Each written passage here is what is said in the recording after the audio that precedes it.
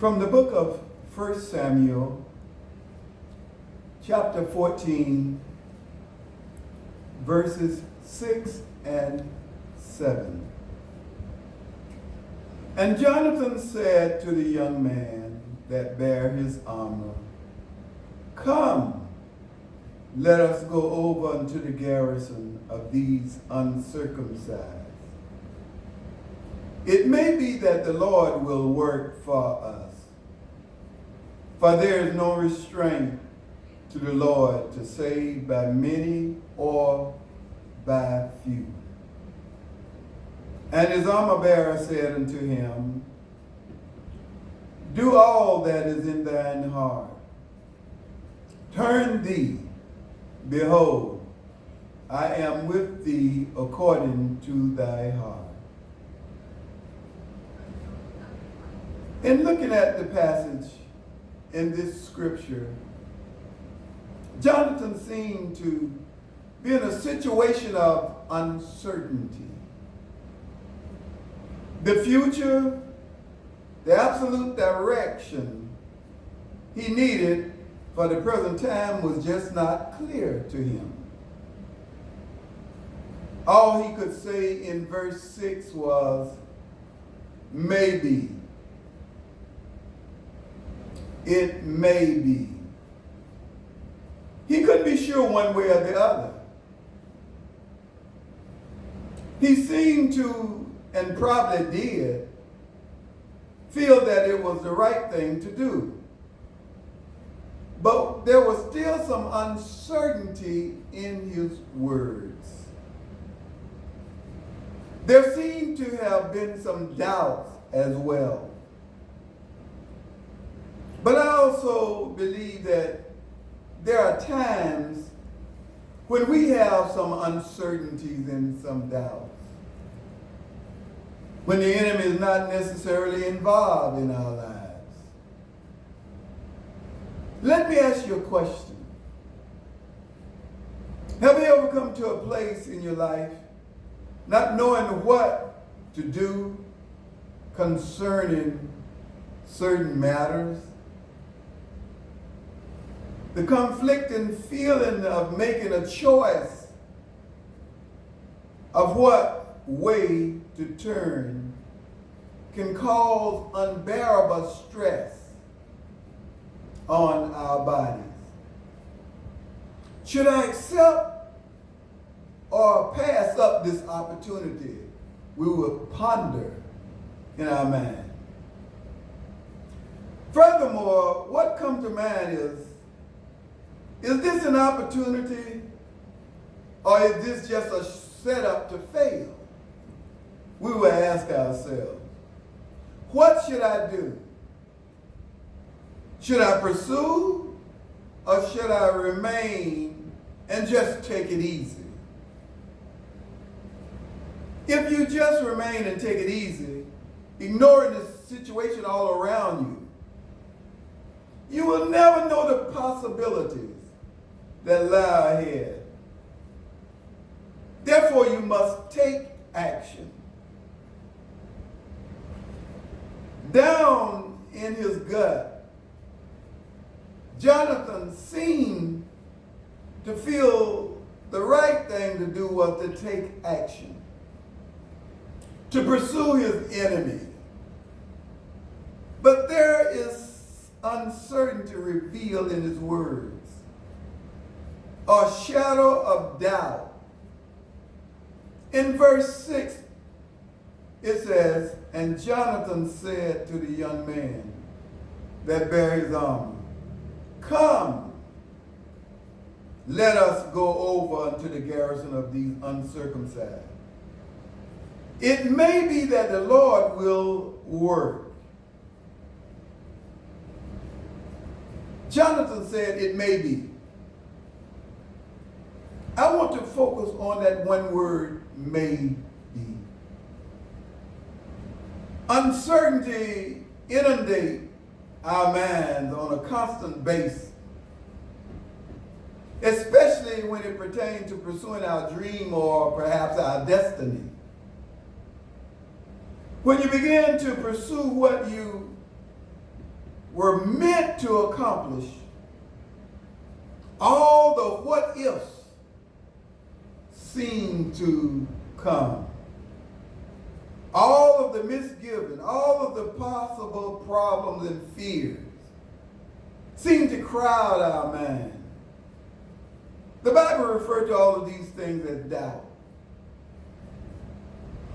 In Hebrews 11:6, faith is identified as a prerequisite for pleasing God. The truth is, most of us will face more maybes than we will certainties in our walk with God. Simply because the devil will make sure that we crowd our mind with as much doubt as he possibly can put upon us. There will be times when we have a sense of what's right, what God's will is, but we will still have doubts and uncertainties. Ecclesiastes 11 talks about not watching the wind and cloud. That means don't get caught up in watching the natural circumstances. Don't get distracted by waiting for natural things to align themselves, because it never line up perfect. If all we do is wait on the right time, on the right condition, and on the right people or the right atmosphere, then we will never be able to move out of our comfort zone. Then all we will ever do is just sit around talking about how bad things are and how we want them to work our way. The metaphor used in Ecclesiastes 11 relates this truth to sowing and reaping.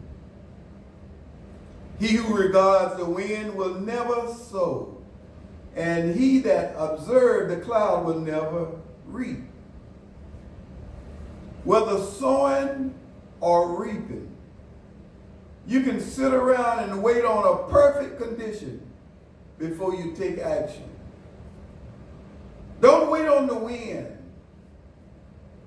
and don't focus on the cloud. If we wait around to do anything for God, we can miss out on our blessing. Sometimes you have to move out of the maybe. Now, I'm not talking about senseless action and trusting God to empower our every whim, because that doesn't happen too often. But I do believe that there will be times when you have to step out on faith. That means that you will not be sure all the time. To wait until you are sure is not moving by faith. All you may have is a maybe, but I believe the Lord would say, if you will begin to move out on a maybe, I will transform your maybe into a miracle. If all you have is a maybe, take action and move. Move on that maybe, and it will cause things to happen in your life. So what are you going to do when you're not certain? Are you just going to sit back and wait on natural circumstances to align themselves? Or are you going to wait for a condition that's perfect to launch into the ministry of expansion? I believe that God will draw you to an unlocked door that is closed, and then give you a maybe condition and see what your faith will cause you to do. Some people are worried about making a mistake. And it is a possibility that you will make a mistake. But that's no need to be hesitant about moving forward. But I have come to know that you can not make a mess so big that God cannot turn it around. So if you make a mistake, I just want you to know that God can turn it around.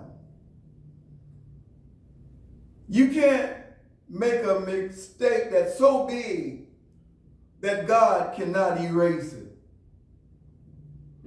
If you give yourself permission to fail or falter, you give yourself permission to try. And sometime, that is all God wants. Just wants you to try. If you would just try, God can step in and cause things to happen. Now, you may think that we are only to move out on surety. But do you realize how many natural decisions we make based on maybe? What about marriage? We find ourselves in love and we want to get married. All you're doing is stepping out on a maybe. Maybe we will stay together forever. Maybe we will have kids and grandkids. Maybe all of that involves a maybe. What about the fishermen, those that fish? You get your reel and rod and your bait and tackle, go fishing. Why do you do it? Maybe I'll catch something. You're stepping out on faith. Now let me return to Samuel 14 very quickly. The scene is that of Jonathan and his armor bearer coming to a place where they are facing a garrison of Philistines. Some believe that this is to be somewhere around 250 armed soldiers. So it was 2 against 250. What were they to do? Jonathan says, "Let us go over unto them." Now notice what the scripture says. Let us go over to them. Now it's just 2 of us. And it's 250 that's in that garrison. But Jonathan said, let us go over to them. Now, when you look at the odds that were against Jonathan and his servant, it seemed as though Jonathan didn't have good sense. When he knew that there were 250 men over there, and he said, let us go over unto them. And then he said, it may be that the Lord will work for us. Jonathan didn't sit around waiting on things to happen. Jonathan took action. We have to take action in order to be victorious. Now listen, an armor bearer didn't have his own weaponry or armor. He only bore his master's armor and held his master's weapon. So technically, when you look at the scripture, there was only one sword among them. Only one sword because the armor bearer didn't have his own sword. So actually it wasn't 2 against 250, it was just 1 against 250. And Jonathan wanted to attack. What would you call that? And then think about it. Most of us will say Jonathan just doesn't have good sense. If he wants to go and attack 250 men, and all he has is just a sword and his servant doesn't have anything, we would think that Jonathan was crazy. And not only that, but look at what his servant had. His servant didn't have anything. And that proved that he was just as crazy as Jonathan. Because he said, I will be with you. Think about it. Where's your weapon? He didn't have any weapon, but he said, I will be with you. Do what's in your heart. Oh, Lord, give me a church full of people like that. And I believe I will move in a maybe situation just like John.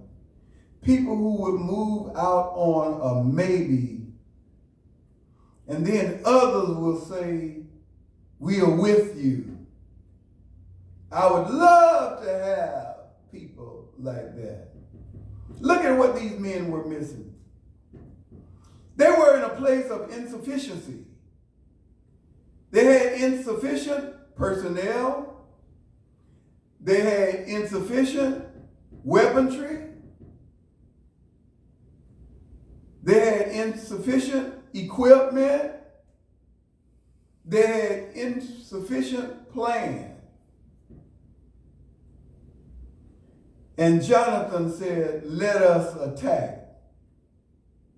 They weren't equipped or able in the natural to do it, but they had something else. They had something that the Philistines didn't have.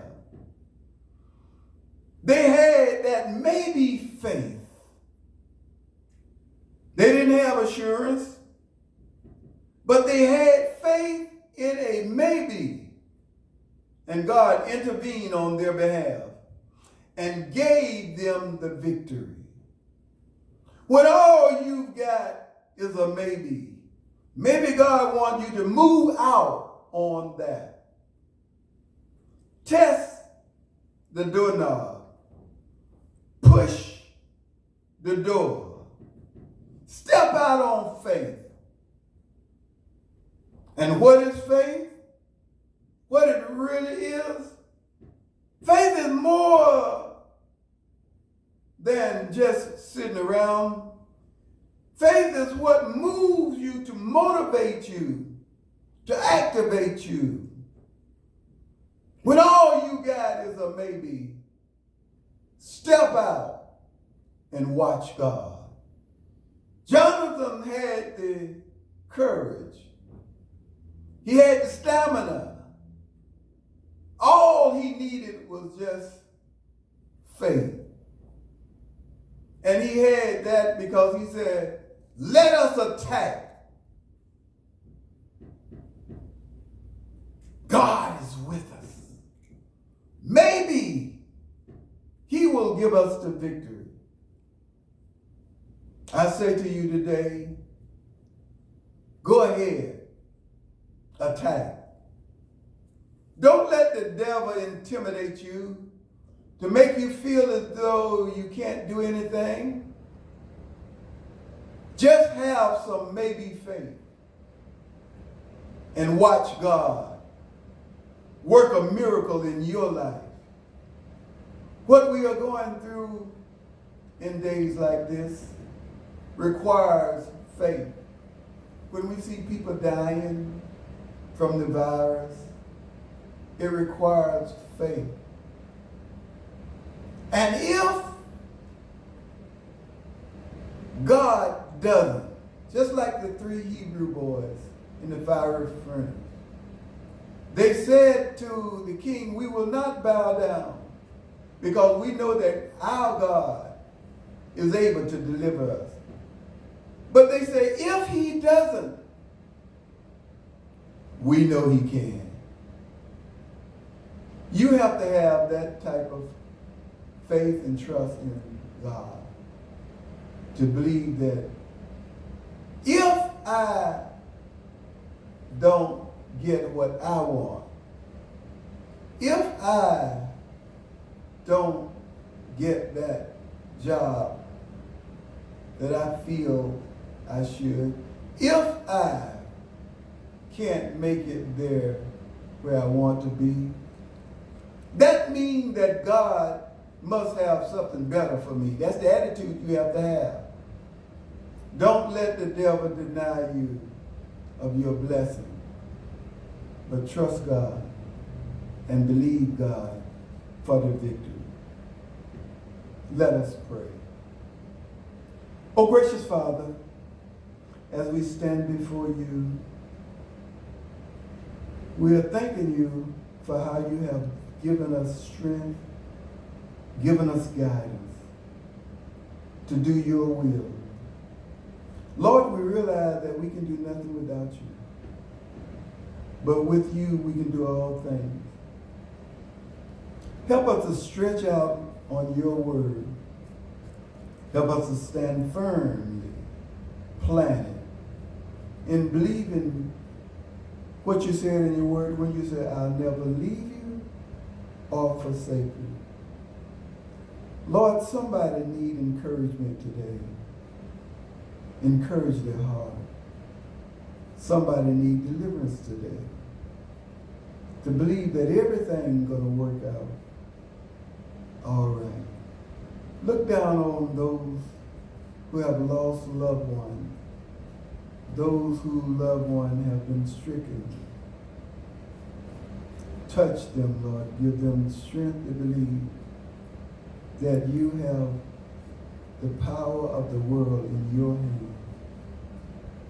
Help them to trust you, to be able to get the victory. In your name we pray. Thank God. Amen.